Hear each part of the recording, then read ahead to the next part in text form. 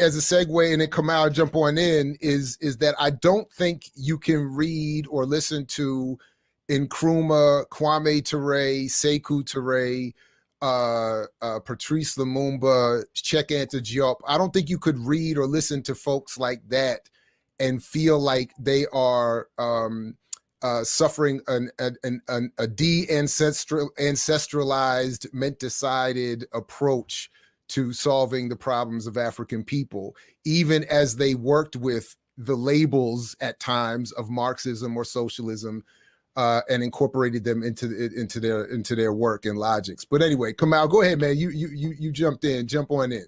Yeah, I'm sorry I jumped in. Not really, but I thought the discussion was fascinating and interesting. I had more questions because I felt like and it's more like me understanding where the conflict becomes, because I don't think we're saying, or folks are saying, if I study Marx or if I use history from the Vietnam War, or if I use revolutionary history from the Chinese Revolution, right, in terms of battling capitalism, in terms of the conditions that they suffered, and I incorporate that into the work that I do within the Black community, that doesn't mean that I'm adopting wholeheartedly someone else's ideological or political approach, but it could mean, because we suffer from a world system of capitalist dominance, that I'm saying, what are the strategies that liberated some other people?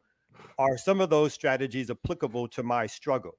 And if that is the case, and if they've based that on certain readings and tech and strategies, sure. And I also read and incorporate that in a sense to get me maybe where I need to go. And it's not saying that by doing that I am throwing out Africa, throwing out African history or heritage, but it's also saying that there's some other ideas. And then two, I'm curious about, sometimes in terms of hearing the discussion, where's the critique of even sort of the African culture and way and knowledge that we need to also bring to bear? Because we're also not saying, I assume what we're saying is that prior to prior to European invasion, even though the situation, the culture, the context was ours, there still might have been some needed internal revolutionizing, right?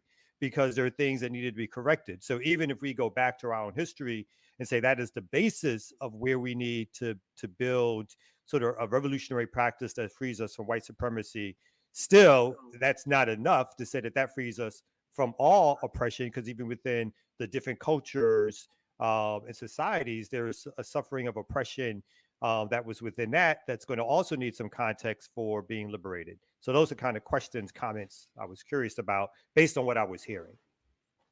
Right on. Well, I'll start. I'll start. I'll say to your point about the tool. That's why I said earlier that these are tools, and that you should use any tool that you can. My only critique is I don't identify with the tools that other people use and call myself that, when I know that I am an African and I know that Africans have had tools that work for us. So yes, you can use any tool that you want. I just don't identify with the tool. And then in terms, as my identity. And then I would say too, which is why I'm here. I come on this platform with Dr. Ball, and I appreciate this platform and am a supporter of the platform, because you all, even though most of you who run it, you might identify as those things, you have an African framework that you're working for. I don't know what was funny with that. What was funny? I was just with those. I never said I was no Marxist, although I study Marx. So funny. I stand corrected. The socialism and things like that. And that's. Jared, he just said he reads Chomsky. He's not a Chomskyist. I think you get the point, but I see that. Jared, Dr. Ben said you were socialist. That's all I know. But yeah, Doc Ben said I was a lot of things, and I just sat there and smiled and said, "Yes, sir." What am I going to say? I'm not going to argue with that man. All right. Yeah, but the larger point is, the reason why I support this platform is because you all are coming from the way y'all are approaching things the way that I think that if you're going to identify, if you're going to study socialism, if you're going to study, then you all are doing it the way that I think that African people should engage it, if to the extent that we engage them. So I have no problem with that. Self-critique, I think, is extremely important, and I believe that no matter what we believe in or what ideological framework we're working from, it needs to have some kind of self-critique, because that's how you're going to grow. You're going to be stagnant if you don't critique yourself. Of course, Africa had some issues. We can talk about the Zulus and the San people, for instance, in South Africa. The Zulus were quite imperialistic to some extent. Now, but they would be probably the exception and not the norm, whereas everywhere that the European has gone, we cannot think of any one place, whether it be the South Pacific, whether it be North or South America, whether it be the Caribbean, whether it be India, whether it be Asia, in every instance, without exception, everywhere they went, Australia, New Zealand, everywhere they went, they were the ones who were imperialists.